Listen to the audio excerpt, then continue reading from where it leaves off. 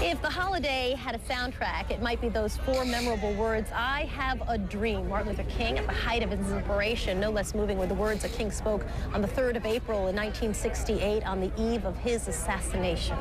Take a listen.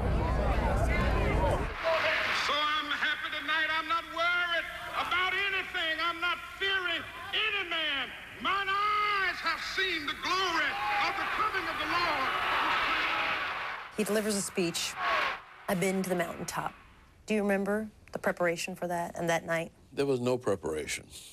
I've been to the mountaintop speech is something that he'd made before, but he'd always made that at a time when things were dangerous. Is there anything now that strikes you about that speech in hindsight? Nothing except that he basically spelled out, he almost planned his funeral. Because he'd done it before and we'd gone on to the next place, I wasn't really taking it serious. It was just a great speech. But I never thought I was listening to his last speech. We've got some difficult days ahead. But the next day, he was more silly and goofy and playful than I'd ever seen him. And he grabbed a pillow off the bed and threw the pillow at me. And he and Ralph, they just kept throwing pillows, and I was throwing pillows back. And, I mean, they were playing like 10-year-olds.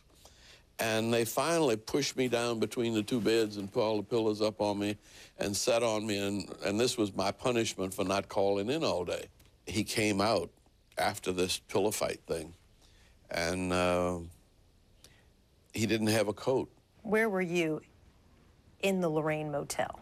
We were waiting for him to go to dinner. So I was telling him he needed to go back to get his coat. And then a shot rang out, which I thought was a firecracker.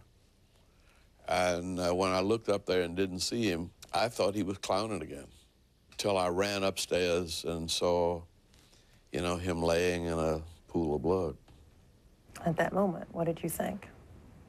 Well, I thought two things. I thought that there was nobody who was more deserving to go on to claim their award. And then I was mad because I was left with all this mess. I really didn't know how we would survive. Actually, his spirit has never left us. Is it something you think about a lot, or is it something you don't think about at all? Something I think about all the time. Really? In what way? Well, everything I do, I have to put in the context